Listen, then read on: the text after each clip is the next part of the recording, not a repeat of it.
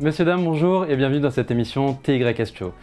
Le jour où vous regardez cette émission, nous sommes le 27 mai 2022. Pour des raisons d'organisation, de logistique et surtout d'agenda, cette émission a dû être enregistrée au préalable pour plusieurs raisons, mais principalement pour vous offrir la meilleure édition et surtout l'édition que vous méritez. Nous nous retrouvons donc dans cette franchise TYS qui a vu le jour l'année dernière, qui a vu le jour exactement le 17 avril 2021. Une émission en direct pendant 8 heures sur l'entrepreneuriat et comment lancer un business aujourd'hui en France. Ces émissions-là ont un seul objectif, une seule vision, vous apporter les informations dont vous avez besoin, vous apporter la confiance dont vous avez besoin pour que vous puissiez être le plus à même de créer, d'innover, de gérer et d'inventer. Que ce soit dans des domaines artistiques, sujets que nous allons traiter aujourd'hui, mais aussi dans des domaines entrepreneuriaux. Aujourd'hui, émission spéciale sur l'entrepreneuriat et les jeunes en France, ainsi que comment vivre de sa passion aujourd'hui. Une thématique sur laquelle beaucoup se posent des questions lorsqu'on veut devenir danseur, chanteur, créateur de mode. Tout ça, ce sont des thèmes que nous allons traiter aujourd'hui. Et le but est de vous apporter toutes ces réponses-là. Nous avons des intervenants de qualité, nous avons des intervenants de renom dans leur domaine qui vont justement vous apporter les éléments de réponse dont vous avez besoin. Moi, je suis Attia Nassim, fondateur de la société Atnac Paris, qui détient aujourd'hui la franchise TYS dont je vais vous parler à l'instant, qui contient 3 formats d'émissions. TYS Show, cette émission-là, des émissions hebdomadaires sur l'actualité et l'économie générale du territoire national. Les émissions TYS Live, des émissions de 4 heures en direct, mais surtout sur du business où là on parle chiffres, on parle vraiment en détail comment créer, comment développer, comment prospecter, comment démarcher et comment faire évoluer votre business tout simplement. Troisième et dernier format d'émissions TYS, les TYS spéciales qui sont là des émissions de divertissement. Nous en avons 2 spécialement conçues pour vous. La première qui aura lieu en juillet 2022, qui est un concert R&B gospel qui se fera en direct de Paris. La deuxième émission, c'est le TYS Dance. Le TYS Dance, c'est un concours de danse national, en 2 parties. Première partie, émission de qualification en direct de Marseille. Deuxième partie, finale en direct de Paris, où le gagnant de chaque catégorie remportera 1 an dans une école de danse parisienne. Je vous garde tous les noms, vous en saurez plus en nous suivant sur toutes nos plateformes, sur tous nos réseaux sociaux, YouTube, Facebook, LinkedIn, et je vous passe les autres. On va commencer sans plus tarder sur cette thématique, entreprendre jeune, comment entreprendre. On va répondre aux questions que vous vous posez certainement. Vous avez une idée de business à lancer, vous ne savez pas comment faire. Aujourd'hui, on veut créer une société. Le réflexe que tout le monde a, et surtout les jeunes aujourd'hui, c'est quoi? Google. Comment créer un business? Et là, ça vous sort un certain nombre de sites internet. On vous propose de vous faire vos statuts, de vous déposer votre capital, on vous propose de vous mettre en relation avec un certain nombre de structures et au bout d'un moment, on n'y comprend plus rien, surtout lorsque ce n'est pas notre domaine de prédilection, l'entrepreneuriat. Aujourd'hui, on va vous apprendre justement les différentes façons que vous avez de créer une entreprise, être plus à l'aise, être plus serein, mais surtout être mieux conscient de votre objectif. Des fois, on a une idée de ce que l'on veut faire qui n'aboutira pas, où on n'aura pas vraiment le résultat que l'on veut. Ça va créer et générer en nous de la frustration et c'est totalement contre-productif sur tout ce que vous aurez envie de faire. Le mieux, il y a une seule clé, une seule chose à faire, c'est d'être préparé. Être préparé dans plusieurs choses, dans la formation, se former, savoir de quoi on parle, s'y connaître. Alors, il ne faut pas s'y connaître en profondeur dans tout, on est bien d'accord, mais un minimum. Et du coup, c'est pour ça qu'on va accueillir sans plus tarder notre premier intervenant, Monsieur Alix Deslandes, fondateur du réseau d'affaires Créa Impulse, basé à Royan, mais surtout à Paris, et qui va pouvoir répondre à un certain nombre de vos questions. Tout de suite, Alix Deslandes.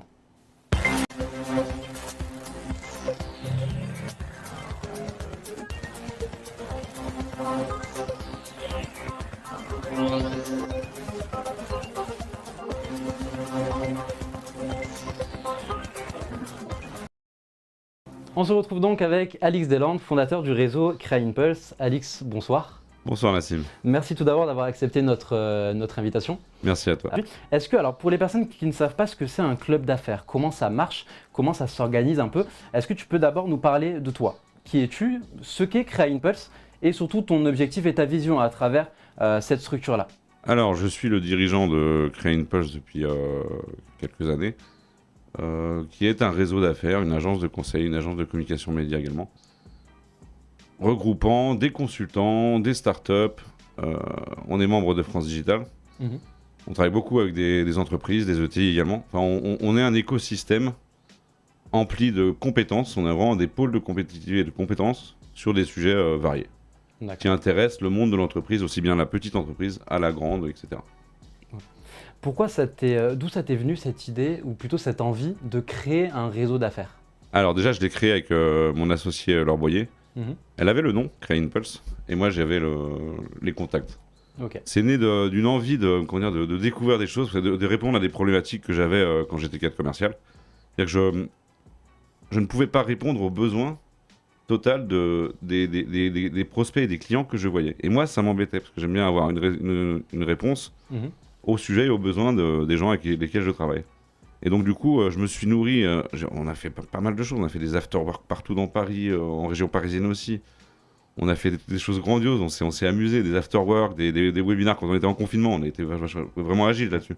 On a fait des interventions sur les sujets d'entreprise, sur la RGPD, la cybersécurité, le marketing digital, le commercial, la levée de fonds, qui sont des sujets de Créer Impulse, le credit management, qui sont d'autres sujets également, l'assurance crédit, la facturage, etc. Et on a grandi, mais avec toujours bienveillance, c'est du respect de l'autre, de la bienveillance, et on veut marcher comme ça. C'est toujours travailler en bienveillance et accompagner vraiment les entrepreneurs, les entreprises, les jeunes, très important. Surtout. On a quelques écosystèmes dans l'éducation avec lesquels on a travaillé, et on veut vraiment que une entreprise qui a une idée, on puisse l'aider à la développer, l'accompagner sur des sujets ça va être du coaching, ça va être du marketing digital, de la communication, du commercial également. J'ai une idée, est-ce que j'ai besoin de financement, subvention, levée de fonds, parce qu'on est aussi sur la levée de fonds. Ce genre de sujet qu'on traite nous-mêmes, et donc du coup on fait des rencontres mais passionnantes comme citoyen, Nassim, et voilà. Voilà. Alors du coup, tu nous parlais justement des afterwork. J'ai pu moi-même participer à un de ces afterwork à La Défense, Oui. à Paris. À chaque fois, tu arrives à regrouper un certain nombre de thématiques. Pendant la période Covid, tu t'es adapté et tu as dû passer sur du webinaire, donc arrêter l'événementiel, parce que c'est de l'événementiel, hein. Arrêter l'événementiel et passer sur du webinaire. J'ai pu moi-même suivre aussi un certain nombre de ces webinaires-là, et à chaque fois, c'était des thématiques différentes. Là-dessus, comment tu t'organises? Est-ce que tu vas toi contacter des personnes qui sont dans ce domaine-là, ou alors c'est des personnes qui viennent à toi et qui te disent voilà, moi j'ai telle expertise dans tel et tel domaine, est-ce que ça t'intéresse que je fasse une intervention dans un de tes afterwork ou sur un webinaire? C'est un peu ça, c'est-à-dire qu'on trouve une idée avec mon associé Laure Boyer sur un sujet qu'on a envie de traiter, ou alors je sonde le réseau. On demande des fois au réseau, à notre réseau, notre groupe WhatsApp, si il y a une thématique, on propose des thématiques et enfin on fait un vote. Cette thématique-là est choisie, et on avait déjà choisi la personne pour ça. Et après on fait un calendrier des événements en fait. Ok, mais du coup, alors moi je me rappelle quand j'étais venu à La Défense, une des choses qui m'a frappé, c'est la différence entre tes invités. Donc en tous les entrepreneurs, donc on avait de l'immobilier, il y avait du visuel, du graphisme, il y avait aussi de l'import-export de café, il y avait pas mal de domaines, de secteurs d'activités différents, et surtout des âges très différents aussi. Est-ce que c'est une volonté de ta part justement de pouvoir mélanger tout cet écosystème-là, de mélanger les âges, les professions, ou alors ça s'est fait en fait tout simplement naturellement? Non, c'est juste que je pense, on a ouvert, nos événements ils sont plutôt publics, donc on peut les retrouver, on peut venir. Des fois c'est payant, des fois c'est pas payant, comme l'événement qu'on fait prochainement à la Défense Arena. Le 22 juin, on va en parler. On en parlera, mais donc du coup, non, c'est assez libre. Tu peux venir, mais bon, faut très bien comprendre que, faut venir avec ses valeurs et qu'il faut être aligné aux valeurs que propose Créer Impulse. Mais c'est ouvert, on peut venir, bien sûr, rencontrer. Et moi, j'aime bien. On est très humain, on aime comme tu dis, dans les idées, etc., on aime les gens qui ont la même déjà envie de se déplacer à un événement. Déjà, faut faire le pas. Comme on parlait de réseau, il faut se déplacer, il faut montrer son idée, il faut avoir l'envie de le faire. Et donc, du coup, c'est ouvert, mais c'est pas voulu qu'il y ait plein de gens de différence, mais c'est la richesse. C'est la richesse de la différence. Okay. Et donc j'avais vu une interview de toi aussi où tu nous parlais de la création de Créer Impulse aussi, et que tu parlais justement de ces valeurs-là. Aujourd'hui, tu as plusieurs entrepreneurs qui viennent à toi pour intégrer Créa Impulse. Est-ce que tu établis une sélection sur base de valeurs, une sélection sur base d'humanité même, on pourrait dire, ou sur la personne en elle-même, on va dire, parce qu'il faut que cette personne-là puisse apporter quelque chose concrètement au réseau, qu'elle puisse Bien sûr. apporter des connaissances, de la mise en relation aussi, parce qu'il faut des gens qui jouent le jeu dans ces éléments-là. Sur quoi tu vas te baser pour accepter? Alors déjà, est-ce que tu acceptes ou refuses certaines personnes et Oui, sur quoi oui, tu te bases si tu refuses quelqu'un justement? Non, en fait, bah voilà, c'est comme les relations humaines, hein, on est souvent déçus, on donne comment dire, sa personnalité pour quelque chose, son cœur, bah, j'irais même dire jusqu'à son cœur à quelqu'un pour faire des choses ensemble. Et en fait, du coup, bah, il y a des sélections. Tu es obligé de sélectionner. Parce qu'une personne dans ton réseau, c'est très important. Une personne peut te casser un réseau. Et on en a rencontré. J'imagine Je bien. dirais pas les noms, et on en a rencontré plein. Tout ça, genre, mais tu sais quoi. On s'est raconté déjà Mais ouais, quelques mais- anecdotes mais- avant le plateau, donc C'est-à-dire qu'il faut faire on attention. sait pourquoi on rigole. Quand on a un réseau, faut vraiment se sélectionner. Tu peux pas prendre tout et n'importe quoi. Et quand il y a des choses qui marchent, forcément, ça attire les convoitises de certains. Certains veulent copier aussi les choses. Je dis pas qu'on fait les trucs parfaits, hein, mais disons qu'il faut faire. C'est une question de réputation aussi. Ouais. La réputation dans un réseau, enfin, dans la vie professionnelle, c'est pareil. Pour les jeunes aussi, ta réputation est très importante et c'est lié à tes valeurs. Et donc, du coup, forcément, on a une sélection, on a refusé des gens. Ok.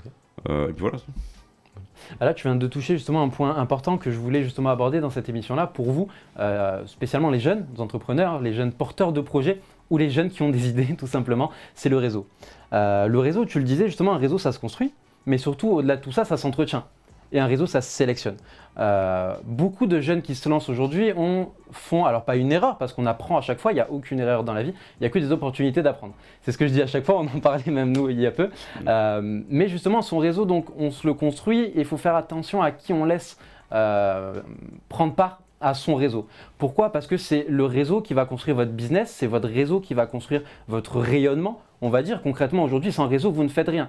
On dit toujours aujourd'hui pour créer un business et pour avoir un business qui a toutes les chances de marcher, il faut deux choses. Soit être riche et avoir un certain capital à pouvoir utiliser, soit avoir du réseau.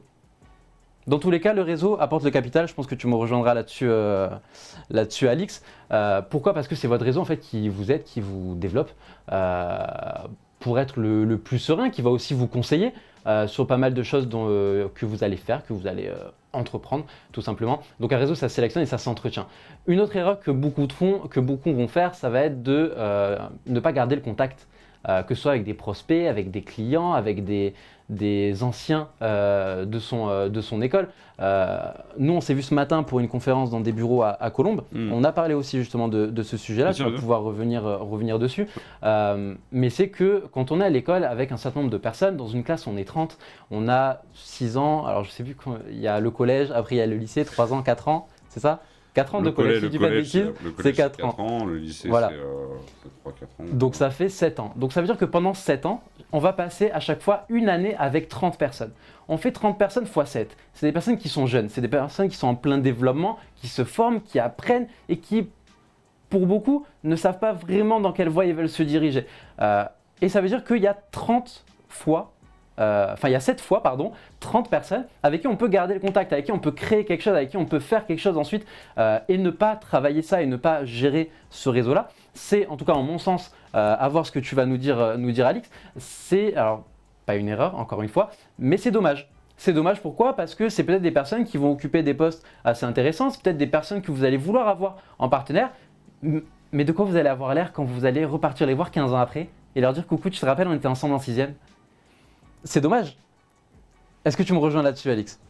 Je te rejoins tout à fait. Enfin, un réseau, c'est la vie, quoi. Enfin, c'est pas la vie, c'est le cours de ta vie. C'est tes anciens aussi, tes anciens employés. Je sais pas. Tu fais partie d'une association. Je sais pas. Si tu es dans une association, c'est un réseau aussi. Un réseau, c'est juste un ensemble de personnes qui œuvrent pour quelque chose. Et c'est ce que se doit être un réseau.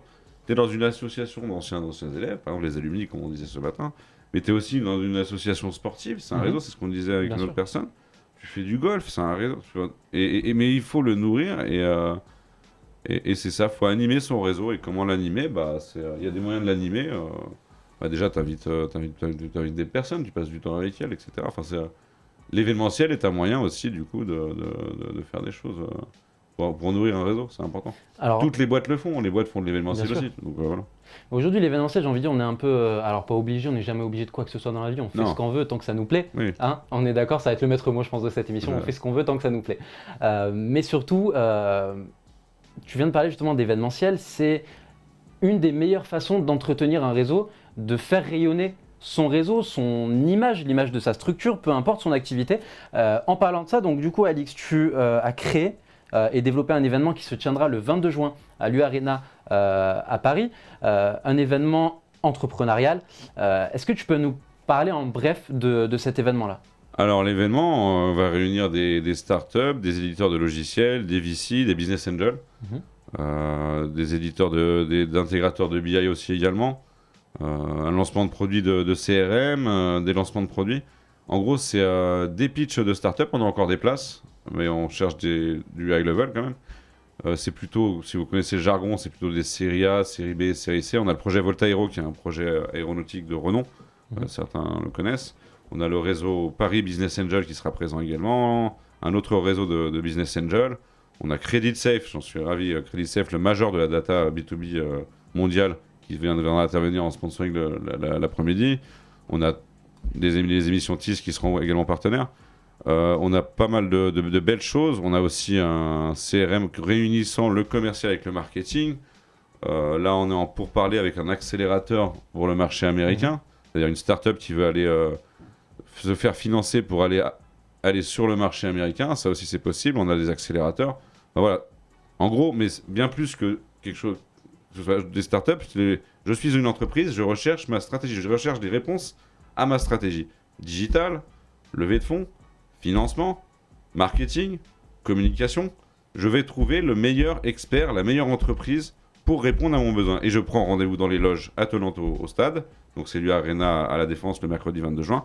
Et là, je pourrais prendre rendez-vous directement avec ces personnes que j'ai pas forcément, dont je n'ai pas forcément accès dans la vie courante. Tout ça en une journée, de 8h à 18h. Avec bien sûr un buffet déjeunatoire, des pauses café, des moyens aussi de networker, des moments où on peut networker ensemble. On appelle ça des speed meetings. Et donc du coup, on recherche, on a encore quelques places pour les mini-conférences l'après-midi, et on a encore quelques places pour les startups. Donc voilà, c'est le mercredi 22 juin. Et on sera là, et vous pourrez retrouver aussi toutes les infos sur cet événement sur toutes nos plateformes. Alors du coup, un événement d'une telle envergure, parce que c'est quand même très gros, on ne se rend pas compte quand on va participer à des événements comme ça, que ce soit des événements de la BPI, des événements BNI ou autres, on voit beaucoup de pointures, on va dire. On voit des intervenants très quali, avec du contenu déjà bien travaillé, avec des interventions déjà bien travaillées aussi, toute une organisation, parce que c'est aussi beaucoup de PLV, c'est aussi beaucoup d'affichage, c'est de la logistique. Et ô combien de la logistique, tout ça, donc toi tu as un certain passif, donc tu as eu pas mal d'activités différentes, tu pourras nous en reparler aussi. Aujourd'hui donc tu as ce réseau d'affaires là où tu fais de la mise en relation entre membres de ton réseau pour répondre à ces problématiques là, et tu organises ces événements là. Pour ceux qui s'y connaissent un peu, ou vous l'imaginez en tout cas, organiser un événement comme ça c'est beaucoup, et j'en dirai jamais assez, mais c'est beaucoup de travail. Pourquoi? Parce que c'est gérer plein de choses pour tout le monde, tout le temps, avec tout le monde. Et c'est passionnant. Si on fait gros. Mais c'est passionnant. Exactement. Mais toi, du coup, alors, imaginons que que quelqu'un de plus jeune se mette à ta place. Qu'est-ce que tu conseillerais sur ce type-là d'événement, ou même dans l'événementiel en général, hein, c'est quoi les clés pour réussir un bon événement, pour lancer un bon événement, et surtout réussir à gérer toutes ces choses-là en même temps, que ce soit de la logistique, de l'orga, tout ce qui gravite autour d'événements comme ça? Tu as intérêt à avoir un bon réseau. Des bons partenaires, des bons prestataires, parce que tu peux pas travailler ça tout seul. Il faut avoir une équipe déjà. Il faut avoir une équipe pour le commercial, il faut avoir une équipe pour le marketing, il faut avoir une équipe pour aller chercher des fonds, il faut avoir une équipe pour la logistique, il faut avoir une équipe pour toutes les communications médias. Enfin, c'est beaucoup de... C'est comme un projet, il y a un chef de projet, c'est plutôt moi qui le suis, et il faut donner des tâches, il faut conduire, c'est une conduite de projet, il faut s'y prendre vraiment à l'avance. Tu t'y es pris quand, toi, pour créer cet événement? Il y a 2 mois. Il y a 2 mois où j'ai commencé. Après, on a eu tous les outils pour le faire. On utilise un CRM aussi. On a fait de la promotion aussi, marketing. On a commencé sur LinkedIn, Facebook et Instagram. En fait, c'est comme un lancement de produit. Tu lances un produit, c'est ton événement, quoi. Donc c'est marrant. Mais c'est vrai que pour un événement comme ça, j'ai envie de dire, être membre de Créa Impulse, c'est peut-être une très bonne idée pour justement pouvoir réussir un événement d'une Bah telle oui, envergure. on peut conseiller, on n'est pas à notre premier événement. L'année dernière, on a fait au golf de l'île Fury à Château. C'est super bien passé, c'était un risque monumental. C'était à 2 jours de la fin du confinement et on savait, c'était le 3 juin. Et Monsieur Macron a décidé de rouvrir la liberté. Ouais. Et on C'est ne clairement savait ça. pas, alors qu'on recevait l'argent, si on allait être libre enfin. On ne savait pas. Donc on avait des factures qui rentraient, mais on ne savait pas si on allait pouvoir faire l'événement. Et ça a réussi. Et comme les gens ressortaient, c'était phénoménal. C'était une bonne expérience. C'est vrai que le Covid, ça a été un C'était problème, un compliqué frein pour et une l'événementiel. opportunité aussi Ouais. pour beaucoup. Parce que l'air de rien, il y a beaucoup de choses qui ont été modifiées, beaucoup de choses qui ont changé. Les événements aussi se sont alors pas améliorés, mais sont faits maintenant, mais différemment. Mais C'est ça a ça été qui est bien difficile aussi, pour ça les jeunes. pousse à l'innovation. Ça a été difficile pour les jeunes. Exactement. Beaucoup. C'est ça. On en avait parlé lors de notre émission en avril dernier. C'est vrai que pour les jeunes, donc vous qui nous regardez, vous avez peut-être passé des moments très difficiles en confinement.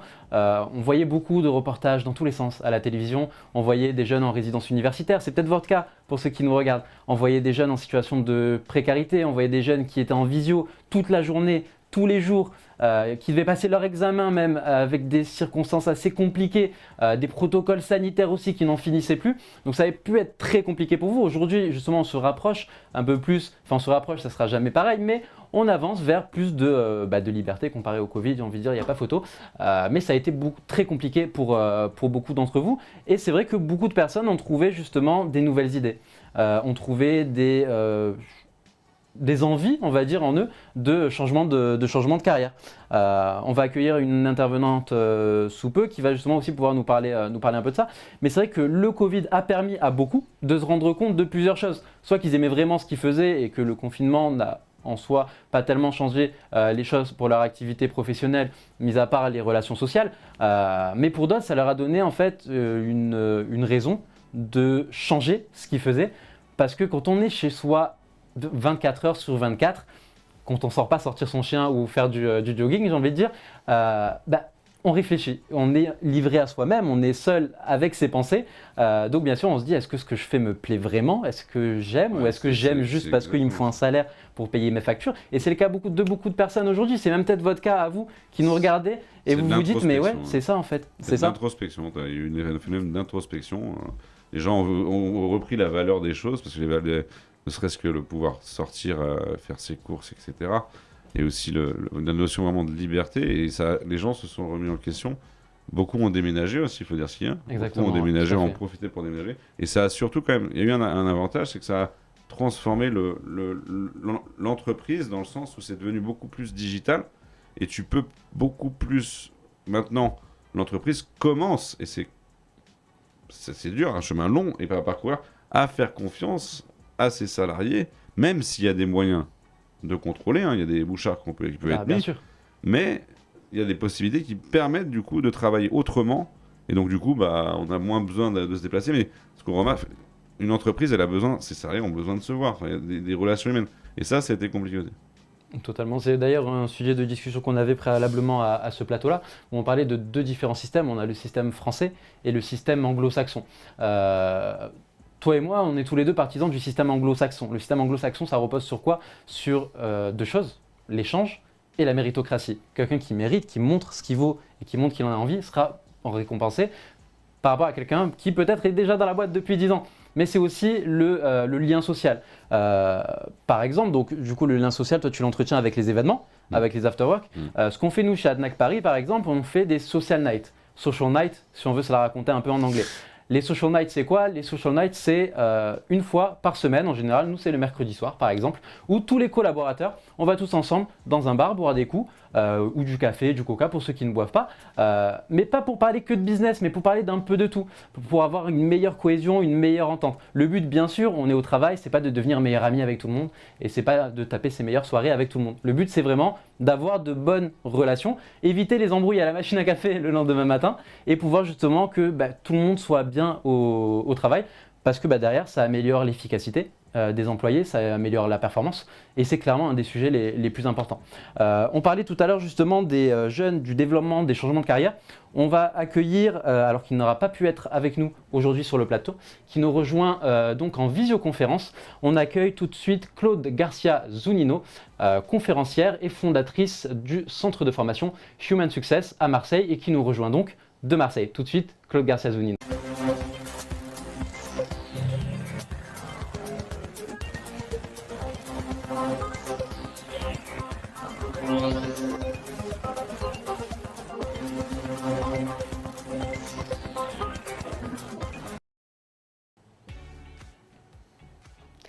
Claude, bonsoir. Est-ce que tu m'entends? Est-ce que tu me reçois? Oui, très bien. Bonsoir Nassim. Bonsoir à toutes et à tous. Bonsoir à toi. Merci d'avoir accepté notre invitation aujourd'hui pour être dans notre émission TYS Show. Je parlais de toi justement, je disais que tu étais conférencière et que tu avais fondé le centre Human Success où tu aidais justement des potentiels à se développer.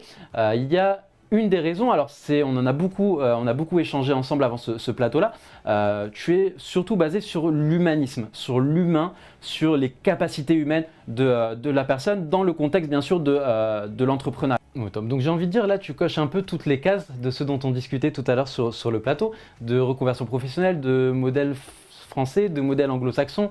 Tu as pu travailler dans les deux et aussi le modèle asiatique si je peux appeler ça comme ça. Toi aujourd'hui, donc cette émission elle s'adresse surtout aux jeunes qui nous regardent, qui ont envie de se développer. Donc on a aujourd'hui des témoignages inspirants, on a le tien Claude aujourd'hui, mais on a aussi Alix, on a aussi les jeunes artistes qui vont arriver tout à l'heure sur notre plateau.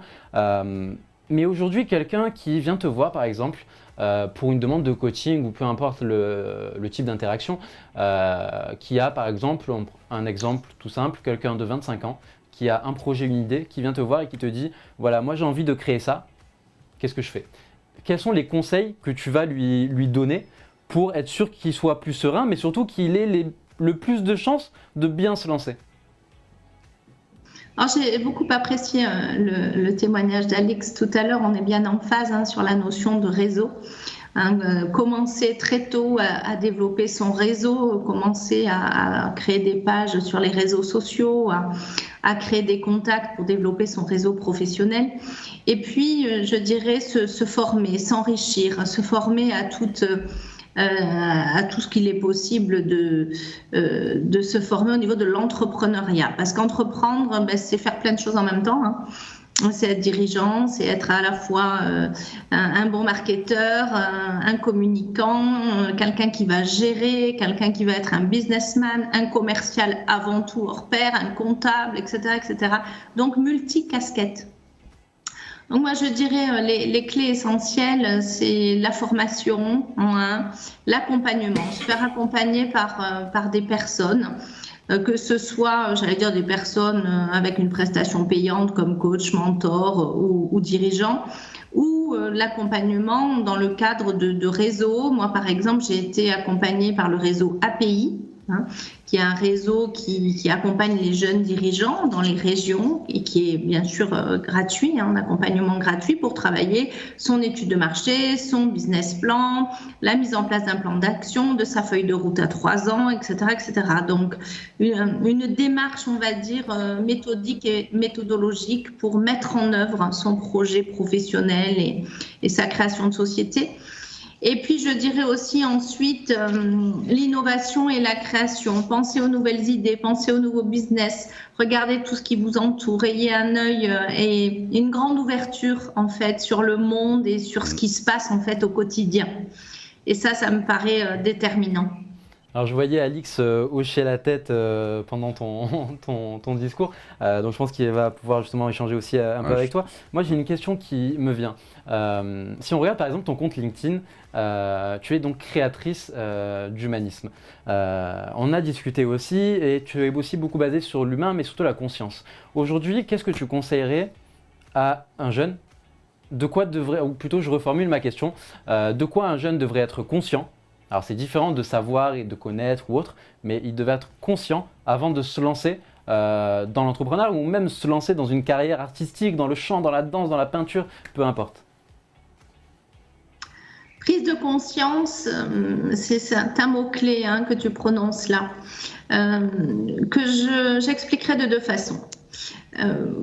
Cette prise de conscience, moi je l'ai eue lorsque j'ai été formée à la méthode d'éléments humains, qui est une méthode américaine fabuleuse, très impactante, qui a été créée par Will Schutz, un statisticien psychosociologue américain, qui a regardé toutes les méthodes au monde, la Gestalt, l'analyse transactionnelle, en fait toutes les méthodes, et qui en a fait sa propre méthode, avec des visualisations, avec des questionnaires, des exercices physiques. Et c'est une méthode de leadership de soi pour prendre conscience véritablement de qui nous sommes. Et cette méthode s'appuie sur l'estime de soi. En fait, il a été appelé il y a quelques années, puisqu'il est décédé maintenant, il a été appelé au niveau de la US Navy pour regarder les groupes fonctionner ensemble. Et il a beaucoup regardé, écouté les personnes, échangé, communiqué entre eux. Et au niveau de la US Navy, il s'est aperçu qu'il y avait des groupes qui fonctionnaient bien ensemble, sans conflit, sans particularité, et puis d'autres avec beaucoup plus de conflits, de difficultés, sans fluidité. Et donc, il en est arrivé à la conclusion que la problématique venait d'une problématique d'estime de soi. Et je vous explique ça parce que l'estime de soi, la confiance en soi, pour moi, c'est les deux jumeaux qui vont ensemble. On est bien d'accord. Plus la personne va se connaître et va arriver à travailler sur soi, plus la personne va pouvoir rebondir. Donc pour moi, ça c'est la première clé. Et puis la deuxième, elle est plus opérationnelle et plus terrain. Je dirais aller rencontrer des dirigeants, parler avec eux, échanger avec eux sur les points positifs de leur parcours, leur axe de progrès. Et je dirais que pour entreprendre et pour prendre conscience véritablement de l'entrepreneuriat, parce que finalement, moi j'ai pris conscience assez tardivement finalement sur le terrain. C'est véritablement qu'il faut être un grand travailleur, jamais lâcher prise sur quoi que ce soit.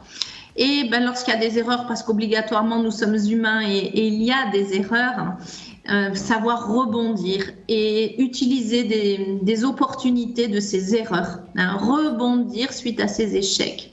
Et ça, c'est la clé. Donc, une certaine force mentale. Voilà, énergique, travailleur, force mentale et ne jamais lâcher.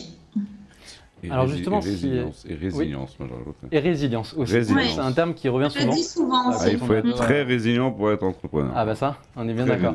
Alors tu parlais justement d'échanger avec des dirigeants, des entrepreneurs sur les points positifs de leur carrière, ce qu'ils ont fait de bien, on va dire. Et tu parlais justement de rebond. Du coup, j'aimerais moi rebondir. Du coup, c'était pas fait exprès, promis. Mais du coup, j'aimerais rebondir là-dessus. On dit à chaque fois, et ça c'est, alors j'ai envie de le dire maintenant, c'est une des raisons pour lesquelles les TYS, c'est même, j'ai envie de dire, pourquoi le TYS, c'est qu'aujourd'hui, il y a en France, et même j'ai envie de dire un peu partout, mais surtout en France, la tendance de vendre le business pour tous, partout, tout le temps. Aujourd'hui, vous voyez beaucoup de coachs, de pseudo-coachs de coachs qui vont justement vous dire oui, il faut entreprendre, t'es jeune, entreprends, c'est le moment, lâche pas, tu vas y arriver, c'est la voie royale, l'entrepreneuriat. Moi, il y a une chose que j'aime bien faire, c'est recadrer les choses. Pourquoi ? Parce que quand on va vendre à quelqu'un, par exemple, qui est jeune, 15, 18 ans, dans la force de l'âge, qui a une idée, qui se dit « Ah, je vais faire ce business-là » et qui l'entend de partout, « Entreprends, c'est bien, c'est facile, crée ton business, tu vas réussir à faire ci, ça, fais du réseau. » Au final, j'ai envie de dire, on va risquer de tuer des rêves. Pourquoi ? Parce qu'on ne vend pas le business de la vraie vie. On ne vend pas le vrai business, on ne vend pas ce que c'est réellement les heures, les nuits à ne pas dormir, les heures à travailler. Parce que quand on est patron ou quand on lance un projet, peu importe le statut juridique de la société, peu importe le domaine d'activité, on ne compte pas ses heures, on ne travaille pas 35 heures, on travaille sans relâche, on ne dort pas, on réfléchit, on cogite à chaque fois sur pas mal de choses qu'on va créer, on innove. Quand on innove, ça amène aussi beaucoup de réflexion et ça, on ne le dit pas. Je pense qu'Alix, tu es d'accord avec moi. Alors, ça, on ne le dit pas aujourd'hui. Quand on parle à un jeune et on le voit tous, l'entrepreneuriat, c'est pas la liberté forcément. C'est ça. Alors, c'est une liberté, certes. C'est une liberté, certes, mais c'est pas une liberté. J'ai envie de dire, c'est une liberté conditionnelle. Ça aussi, c'était pas fait exprès. Décidément, on est à fond ce soir. Mais c'est une liberté conditionnelle. Dans la mesure où on est libre, certes, on travaille quand on veut, sur le papier. On veut se lever à 10h, travailler à partir de 11h et arrêter sa journée à 13h. Ah, on peut totalement le faire. Il n'y aura personne derrière nous qui vont vous dire « Si, il faut que tu travailles, il faut que tu travailles. » Sauf qu'après, il y a ça et il y a la conscience réelle. Il y a la conscience de « Si je veux faire ça dans ma vie et je veux tel business, est-ce qu'en me réveillant à 10h et arrêtant de travailler à 13h et après aller boire des coups toute l'après-midi avec mes collègues, est-ce que c'est une bonne solution? La réponse c'est non, et clairement, et ça tout le monde vous le dira. Mais c'est de la liberté traître en fait. Je peux ajouter? Ouais, bien sûr. Alors je voulais ajouter que mon associé leur voyait, on est aussi dans tout ce qui est création et gestion d'entreprise, accompagnement à la création et à la gestion d'entreprise. Mon associé a accompagné 500 porteurs de projets en 2 ans auprès d'un grand nom avant qu'on crée Créa Pulse, et cette expérience-là l'a nourri en compétences, etc. Mais c'est-à-dire qu'il y a des profils, c'est-à-dire, tu parlais tout à l'heure du coup de personnes qui voulaient entreprendre, enfin, qui, en revirement, en reclassement, donc qui essaient de changer de vie. Et souvent, l'erreur, c'est que ces gens-là croient que j'ai vécu des choses dans une entreprise, dans une grande entreprise, du harcèlement moral, la pression, et donc je suis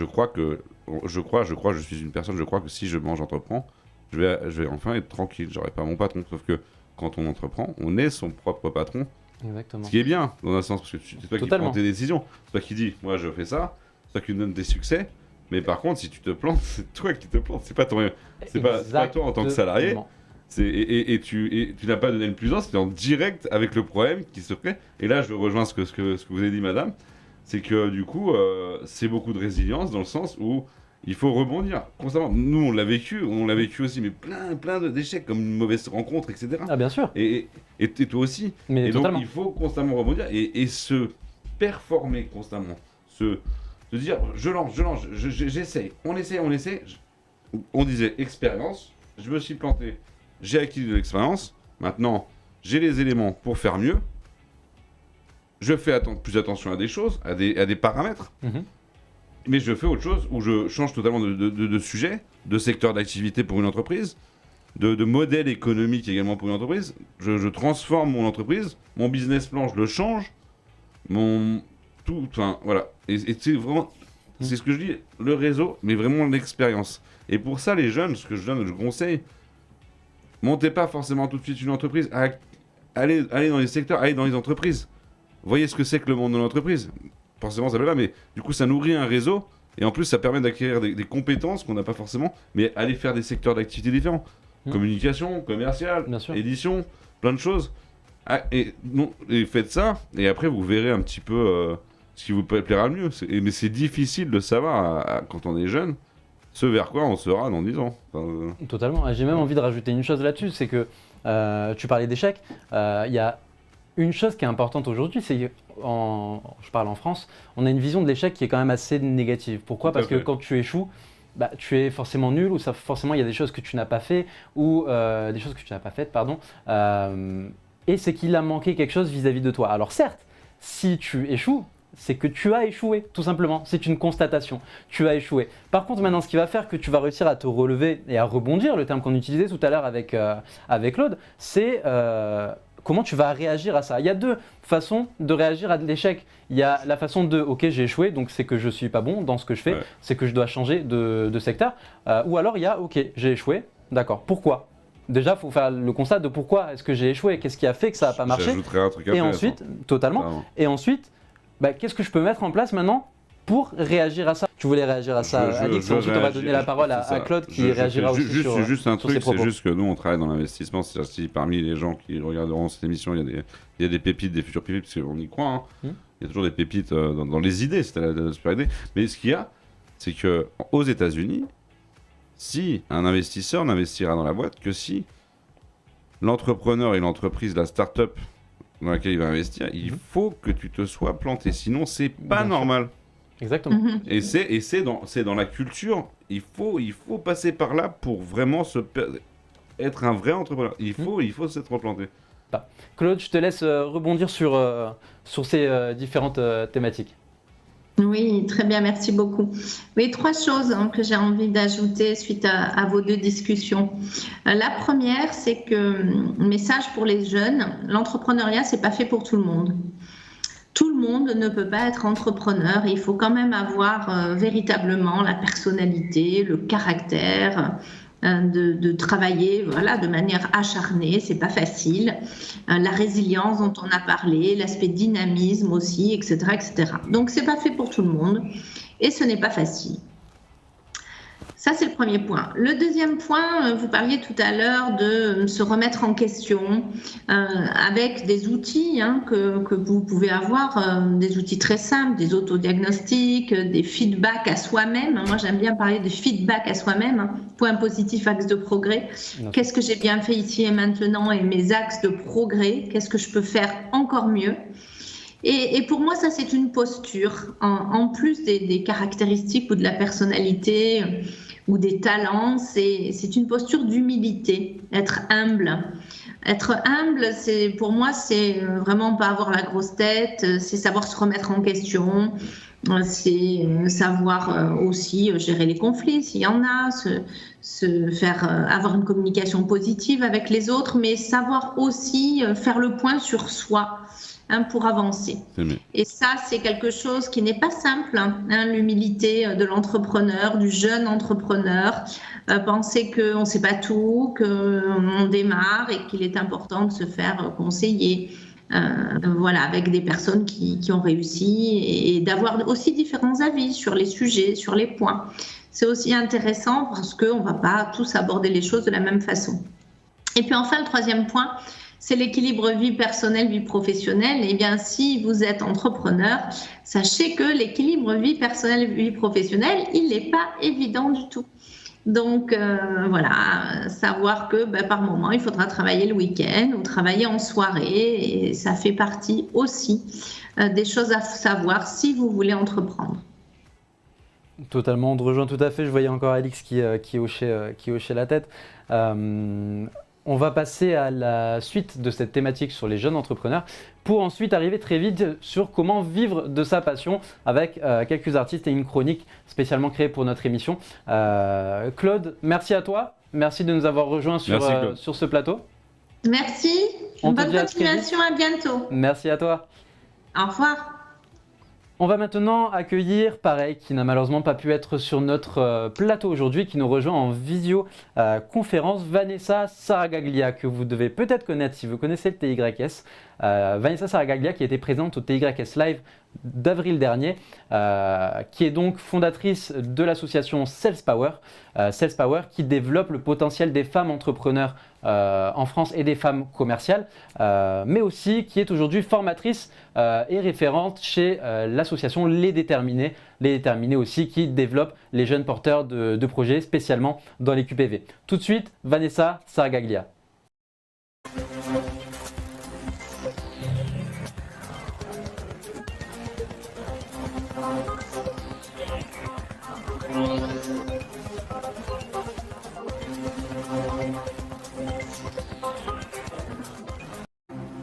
On se retrouve donc avec Vanessa Saragaglia, fondatrice de Sales Power et formatrice chez Les Déterminés. Vanessa, est-ce que tu nous entends? Est-ce que tu nous reçois?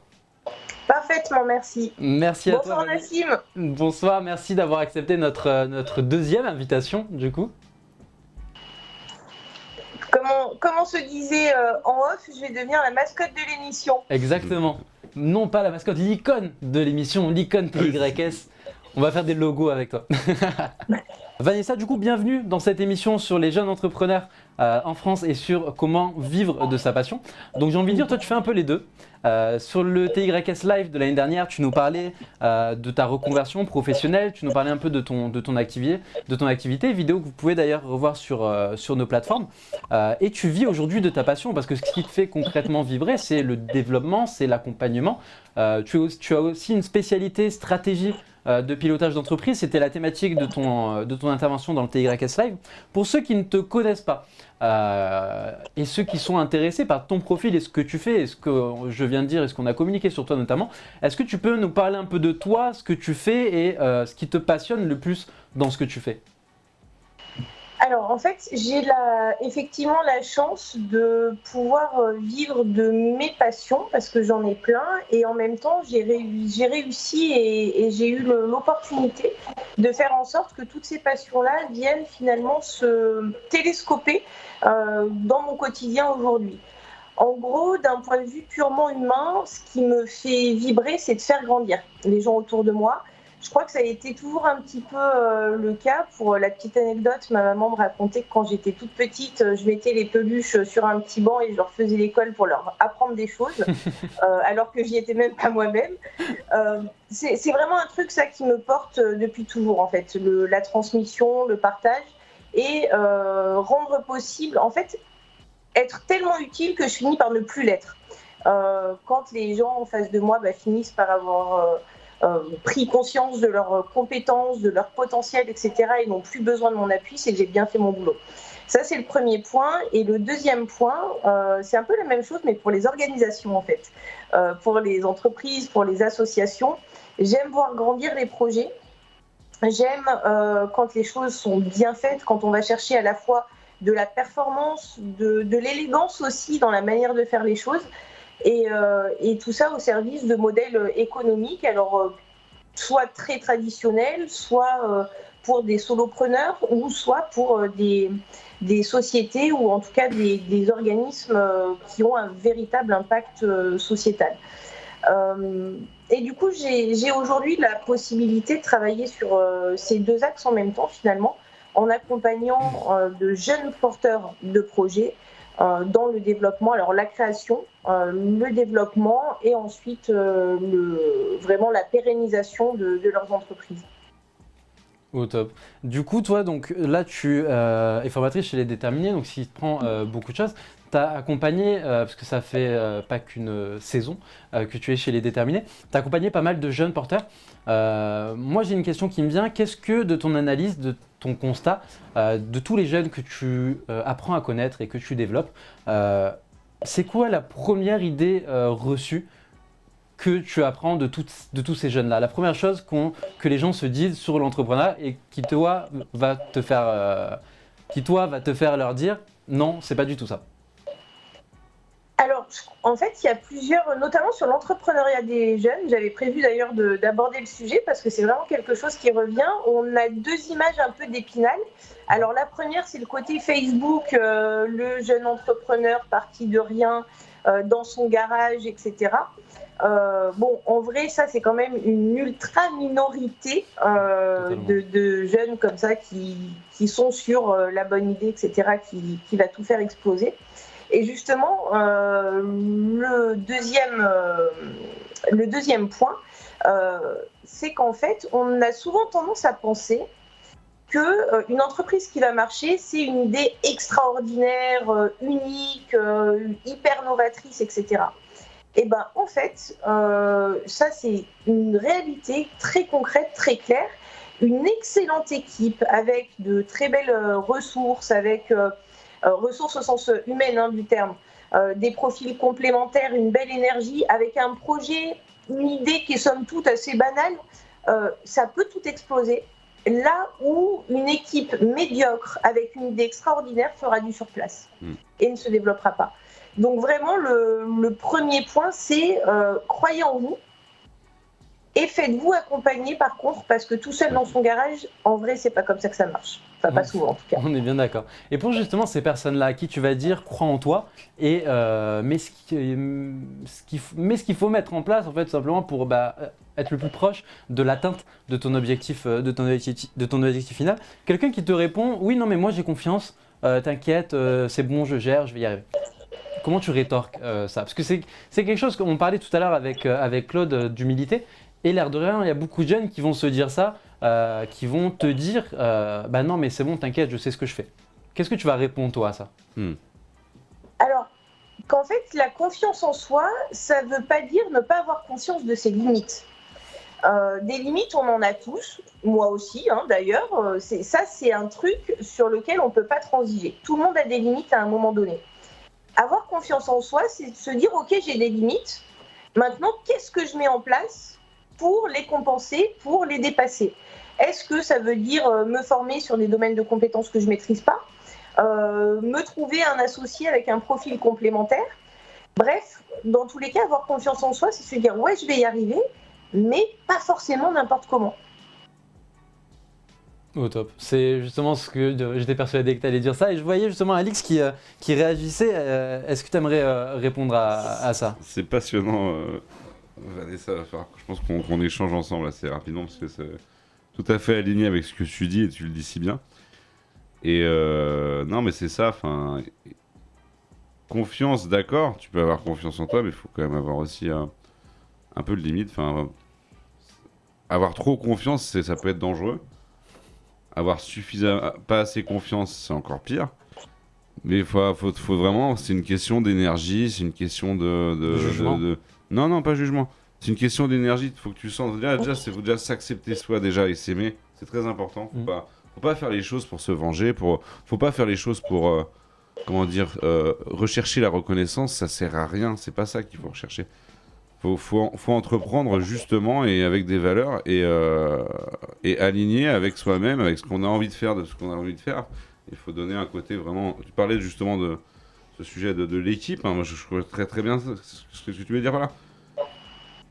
Une entreprise, un projet. Une entreprise, c'est un véhicule. Faut que ça avance. Et il faut du carburant, mais ça marche pas tout seul. Il y a aussi bien du gasoil que des roues, c'est débile, hein, l'image, je viens de donner l'image, mais c'est un ensemble de choses qui fait que ça avance.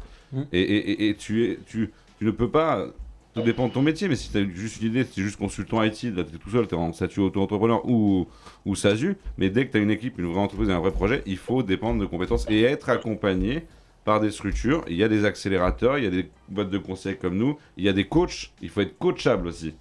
Coachable, il faut être prêt à avoir un coach. Il y a ça aussi. Enfin, il y a plein d'éléments et je suis tout à fait d'accord avec ce que dit Vanessa. C'est vrai qu'un des sujets les plus importants, c'est qu'il faut s'aimer soi-même avant de faire autre chose ou avant d'aimer quelqu'un d'autre. Ça, c'est une phrase bateau que vous voyez de partout sur Instagram, sur tous les réseaux. Mais c'est vrai. Donc, très important là-dessus. Vanessa, est-ce que tu aimerais réagir aux commentaires d'Alix ? Oui, ça c'est un truc qui est assez intéressant à noter, c'est qu'en fait, il y a plein de modes d'accompagnement différents.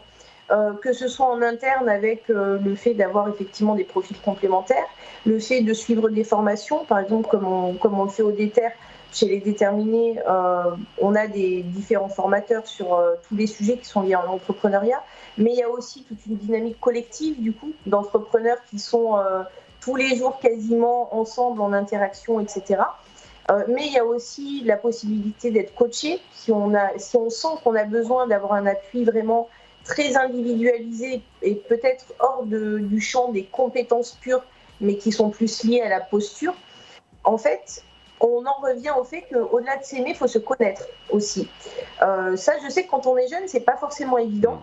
Et en cela, je dirais que l'entrepreneuriat, quand on est jeune, c'est hyper positif parce que ça nous permet justement de comprendre des choses sur soi, de se challenger et de se construire en mettant le doigt sur nos capacités, souvent bien plus que ce qu'on pensait, nos limites, parfois plus que ce qu'on pensait aussi, mais c'est super bien parce que ça permet de se connaître soi-même et du coup de se construire vraiment ensuite tout un parcours dans l'entrepreneuriat ou ailleurs.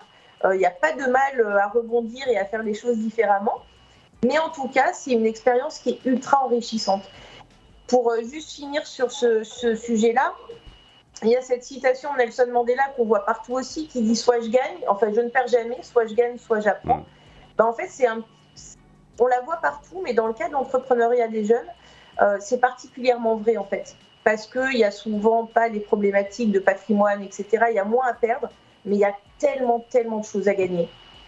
On est tout à fait d'accord là-dessus et on va continuer sur cette lancée. Vanessa, tu restes avec nous. On va aborder le cas d'une société, plutôt d'une porteur de projet, du nom d'Audrey Lobono. Audrey Lobono est une jeune chef d'entreprise, créatrice d'entreprise basée à Marseille. Alors il me semble, Vanessa, que tu la connais, je suis pas sûr, mais en tout cas Vanessa Lobono, j'ai un mélange des deux. Audrey Lobono à Marseille a créé une société ESS, une société de l'économie sociale et solidaire. Audrey qui a une histoire qui a vécu beaucoup de choses, qui a une histoire de famille, qui a fait que aussi, et qui a décidé de créer une marque de vêtements upcyclés, éco-responsables et qui sont en soi des tenues assorties pour mères et filles, mais avec aussi des gammes un peu différentes. Audrey n'a pas pu être avec nous aujourd'hui, ne peut pas nous rejoindre en visio. Elle a tenu à nous faire une petite vidéo de présentation du projet d'Audrey qu'on vous montre tout de suite et on réagit ensuite ensemble. je m'appelle Audrey Lobono, je suis la créatrice de Rox Moda, une marque de mode éco-responsable, des vêtements assortis pour la famille en upcycling. Autour de ce projet, je suis en train de créer un atelier de couture économique, sociale et solidaire pour insérer des femmes en situation vulnérable. Également pour les former au métier de la mode et de l'habillement, de la couture spécialisée en upcycling et pour par la suite qu'elles puissent intégrer nos ateliers, qu'elles puissent avoir un emploi au sein de nos ateliers de couture spécialisation upcycling. Tout cela se passe à Marseille. Donc mon parcours, pour faire court, pour pouvoir développer ce projet, je me suis entourée des bonnes personnes, mais également j'ai pu me rapprocher de la Business School de Cage où j'ai pu intégrer le programme de l'école entrepreneuriale, le bachelor de management et création d'entreprise, le programme inclusif de Cage qui m'aide énormément, ainsi que l'incubateur de Cage. Voilà, et puis j'ai également pu gagner 4 concours pour ce projet. Je vous remercie et à très vite. On remercie Audrey pour cette vidéo dont je trouvais le témoignage très intéressant du fait tout d'abord de son projet, du fait de son ambition, rassembler des familles, insérer des femmes en situation de handicap ou en situation précaire via un atelier de couture. Et c'est vrai qu'on voit beaucoup de sociétés de ce type-là qui se développent. Moi, je tenais particulièrement à mentionner Audrey et son projet. Pourquoi ? Parce qu'elle le fait de bon cœur, elle le fait avec une vraie visée, un vrai objectif et on sent que ça lui tient à cœur, vous l'avez vu dans sa vidéo, elle nous a fait du coup sa vidéo en direct de son atelier et on voit que ça lui tient à cœur, on voit qu'elle aime vraiment ce projet-là. Audrey et Vanessa et Alix, du coup rapport à ce projet-là, cet environnement, je vous laisse la parole. Alix. J'allais dire honneur aux dames, mais... Vanessa, sinon. Non, moi, pardon. Excuse-moi. Oui, non, c'est très intéressant, parce qu'en plus, c'est Cage, donc moi, j'ai un ancien client qu'on va travailler dessus, qui l'a fait, et qui a fait cet accélérateur-là, donc ça me rappelle des choses, qui est dans la VR, la réalité virtuelle, pour le monde de la construction et de la construction.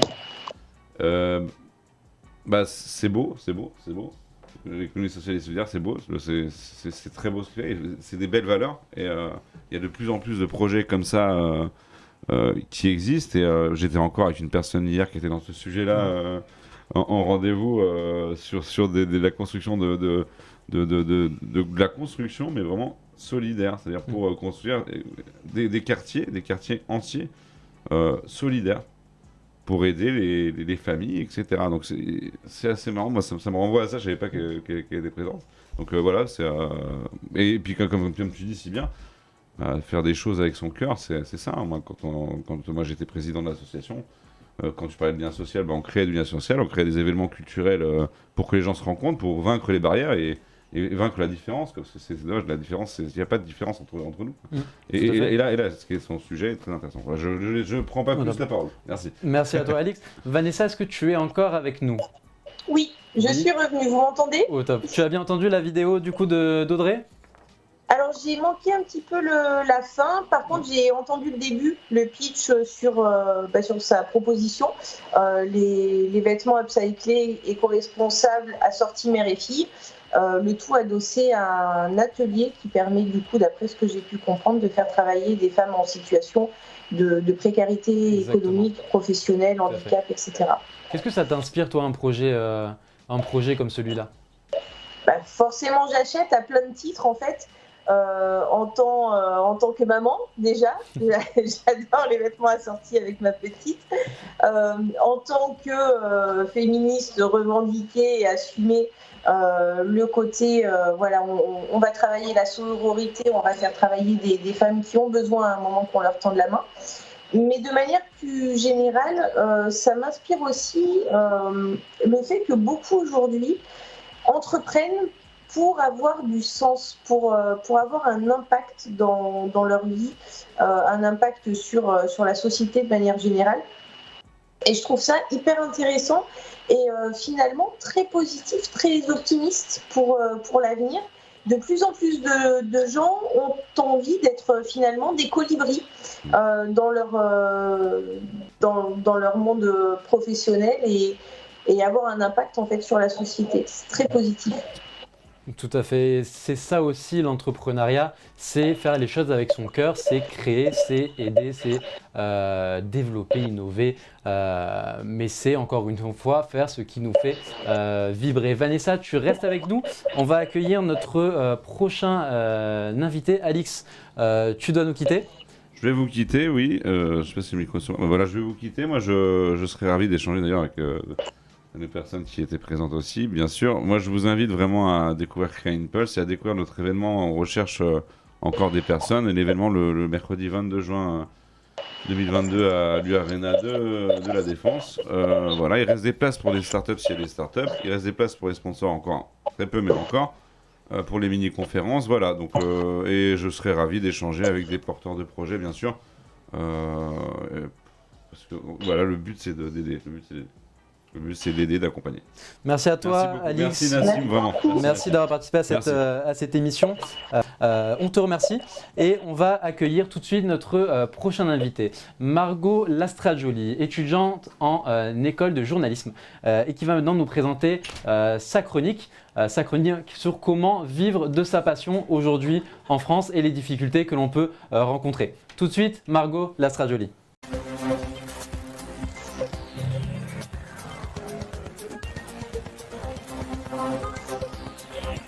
Margot, bonsoir. Bonsoir. Merci d'avoir accepté notre invitation et surtout merci pour ta chronique.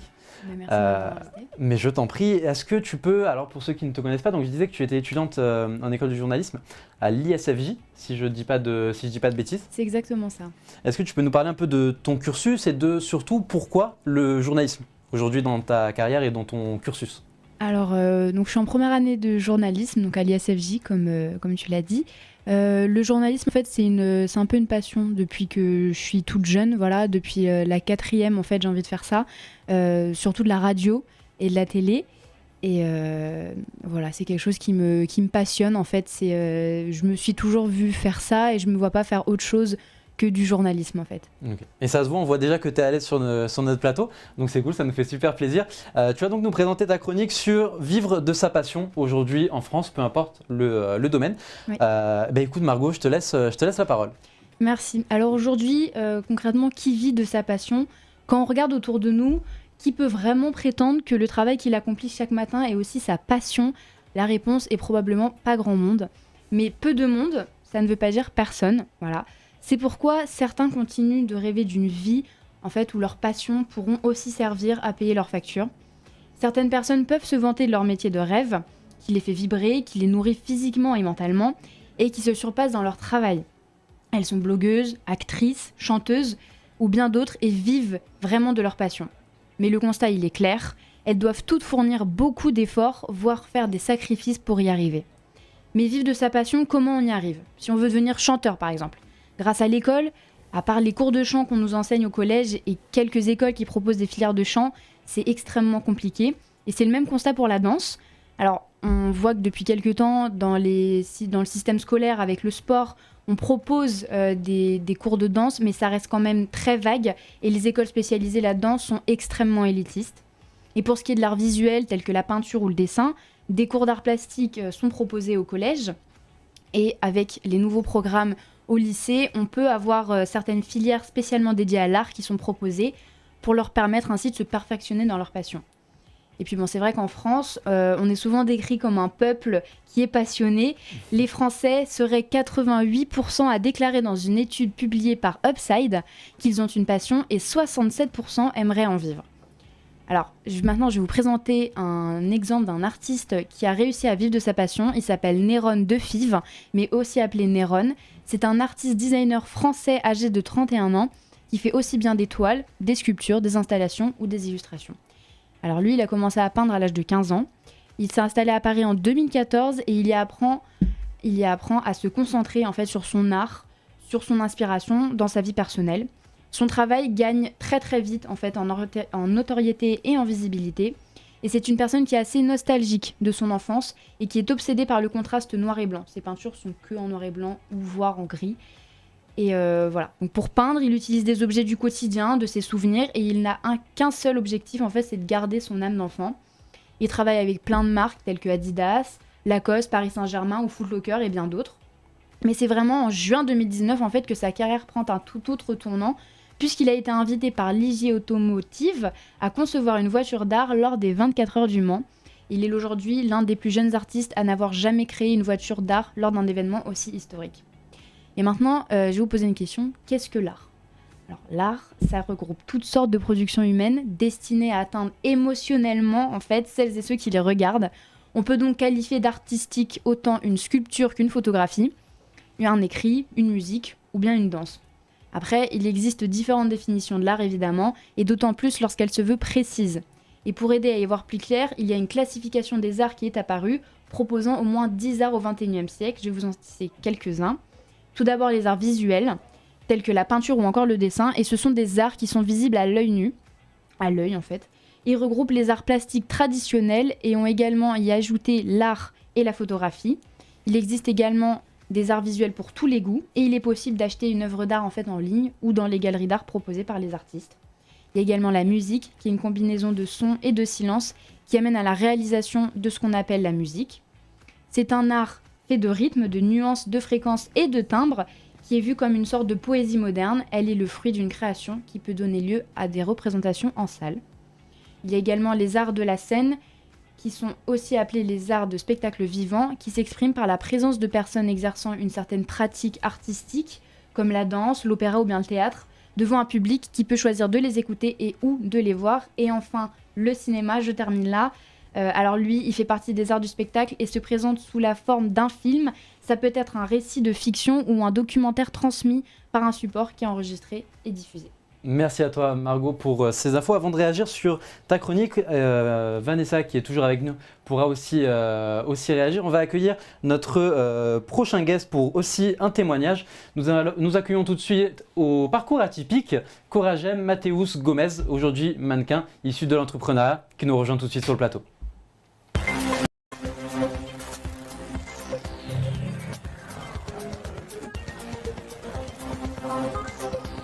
Coragem, bonsoir. Bonsoir. Merci à toi d'avoir accepté notre invitation aujourd'hui. Vanessa, tu es toujours avec nous ?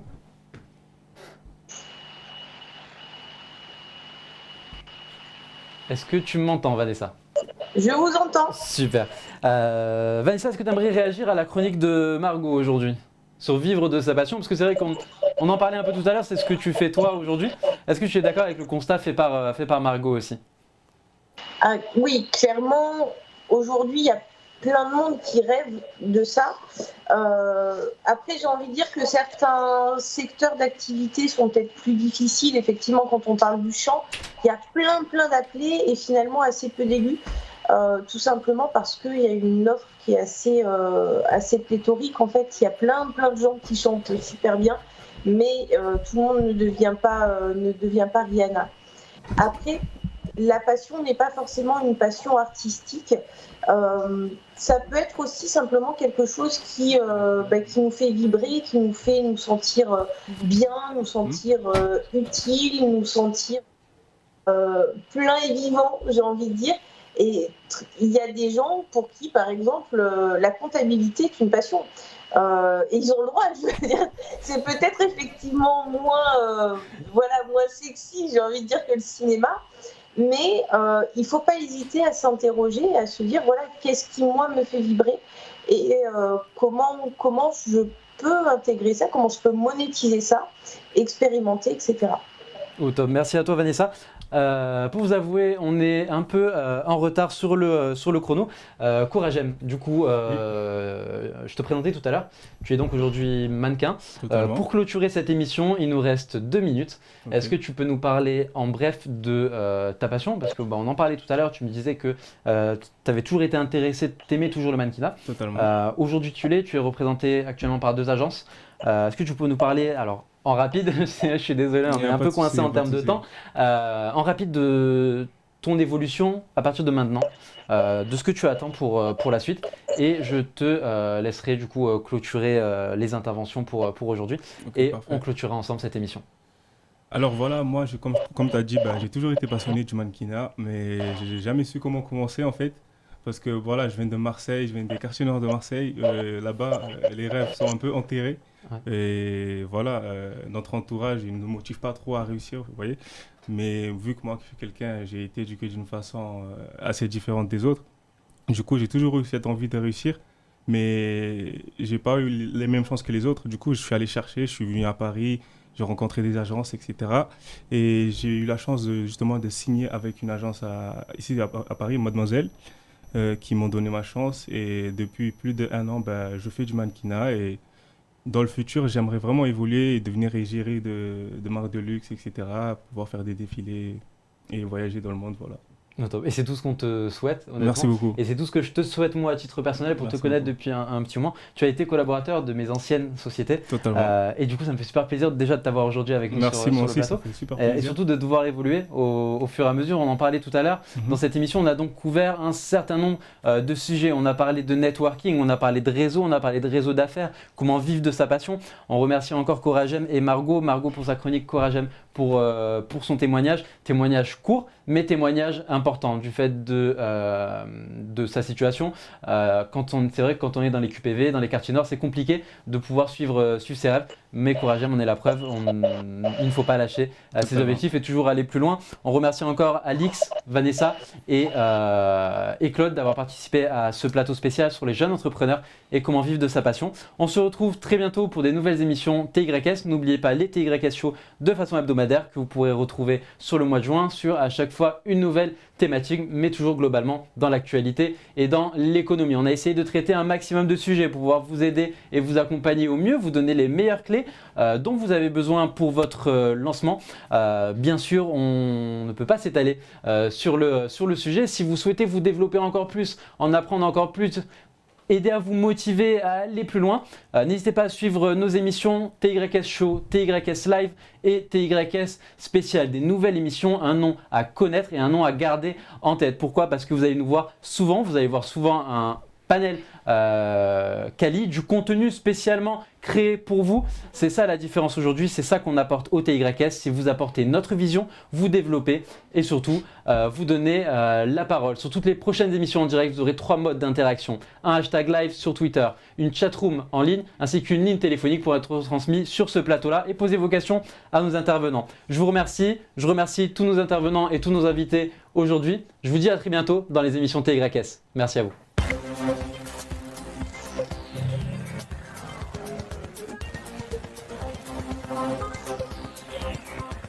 Thank you.